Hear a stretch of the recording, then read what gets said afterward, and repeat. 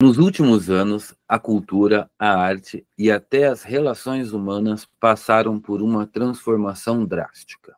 De repente, tudo se tornou uma questão ideológica, um campo minado onde cada palavra pode ser interpretada como um crime.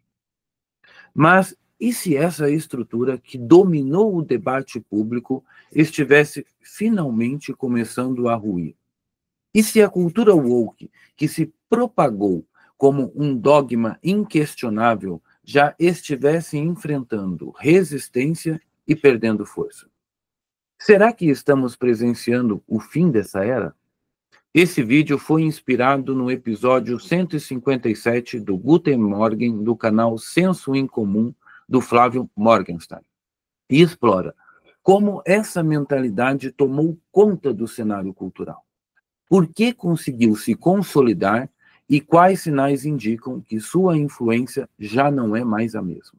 Se você percebeu que essa narrativa não passa de um grande teatro mal encenado, fique até o final. Aqui analisamos a literatura e a psicanálise sem modismos, sem censuras e sem aquelas papagaiadas ideológicas.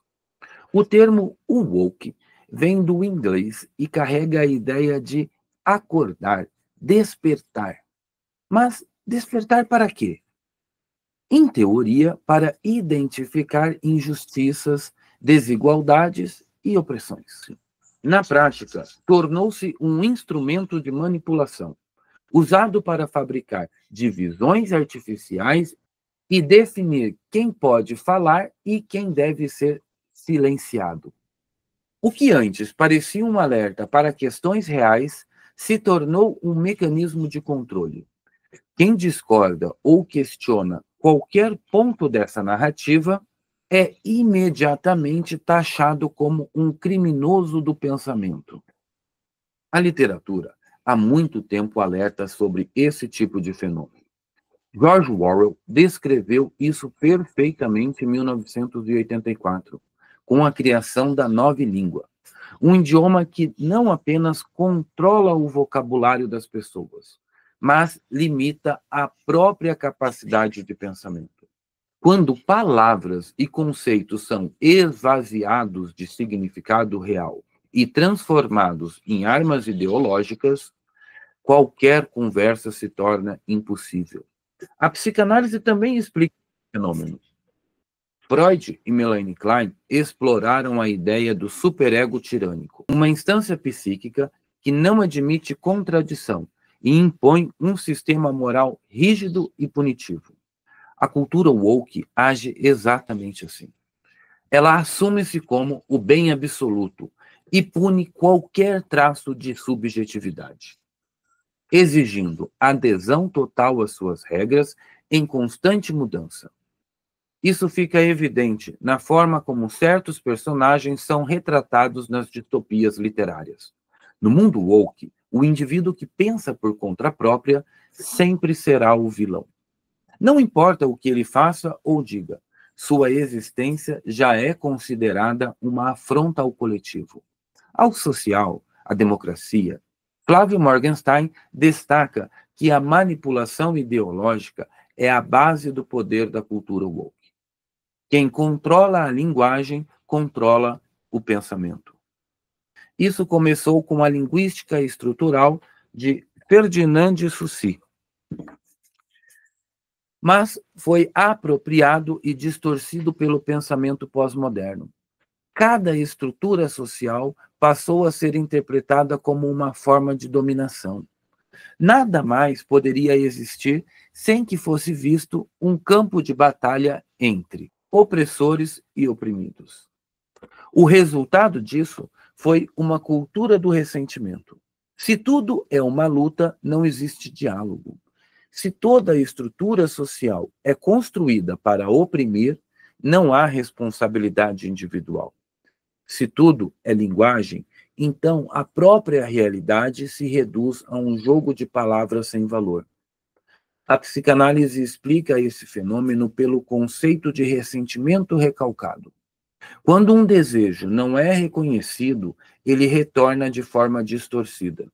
No caso da cultura woke, esse recalque se manifesta na necessidade de um culpado universal.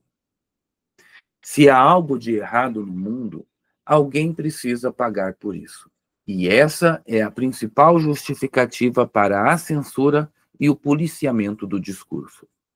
Isso já foi explorado na literatura.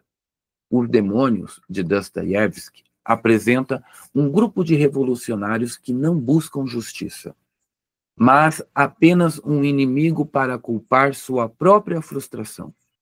Eles não querem corrigir problemas reais, apenas destruir qualquer coisa que ameace a sua visão de mundo. A cultura woke faz exatamente isso. Em vez de propor soluções, apenas busca bodes expiatórios. A literatura, o cinema e as artes em geral foram tomados por essa mentalidade. O que antes era um espaço de criatividade e reflexão, agora se transformou em um instrumento de doutrinação. Flávio Morgenstern aponta que a cultura woke matou a narrativa. O storytelling, por exemplo, foi substituído por discursos ideológicos vazios. Personagens se tornaram meros porta-vozes de slogan, onde o objetivo não é mais contar uma boa história, mas reafirmar sua mensagem. A psicanálise explica que a arte funciona como sublimação, um processo pelo qual transformamos nossos impulsos e angústias em algo criativo. Quando a arte deixa de ser sublimação e se torna apenas um panfleto, ela se esvazia. Adolf Huxley já previa isso em Admirável Mundo Novo. Inclusive, a gente já tem vídeo aqui no canal sobre essa obra. Uma análise que foi feita por mim e pelo Dr. André Marroig, autor da coleção Crônicas da Agonia, obra que eu faço uma resenha toda quarta-feira de um capítulo dele. Então, depois desse vídeo, já tem uma série de vídeos aqui no ar, com vários episódios para você maratonar aqui no canal. E voltando ao Admirável Mundo Novo, no vídeo de resenha que concluímos, essa distopia apresenta uma sociedade que substituiu a verdade pelo entretenimento superficial. O prazer imediato e a distração constante são usados como ferramentas de controle, tornando as pessoas passivas e incapazes de questionar. Mas há um detalhe: o público rejeitou isso. Hollywood amarga fracassos de bilheteria.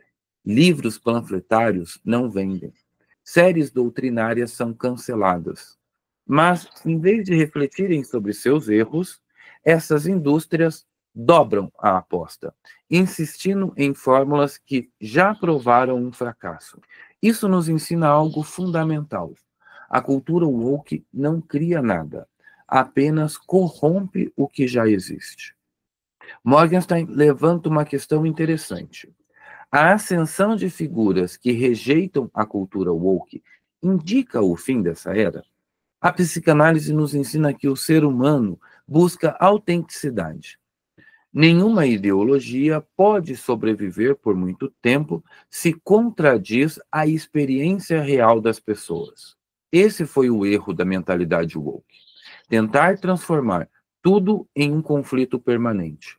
Mas a literatura e a psicanálise mostram que o sujeito não suporta viver dentro de uma narrativa falsa por muito tempo. Então, o que podemos esperar? O mercado cultural já começou a reagir. O público se torna cada vez mais crítico. O discurso woke não convence como antes. Olha as motos. Mas ainda há muito a ser analisado. No próximo episódio, vamos aprofundar como essa mentalidade chegou ao ápice e o que ainda pode acontecer a partir de agora. O que aprendemos até aqui? A cultura woke não surgiu do nada. Ela foi construída sobre bases linguísticas e psicanalíticas bem específicas. Seu sucesso não veio da verdade, mas da manipulação do discurso e da imposição de uma nova moralidade artificial. Mas será que isso é o suficiente para decretar seu fim? Será que a estrutura por trás dessa mentalidade pode simplesmente desaparecer? Ou apenas veremos uma nova roupagem para a mesma forma de controle? Na parte 2, vamos analisar como esse fenômeno pode se transformar e se há um espaço para um renascimento cultural genuíno.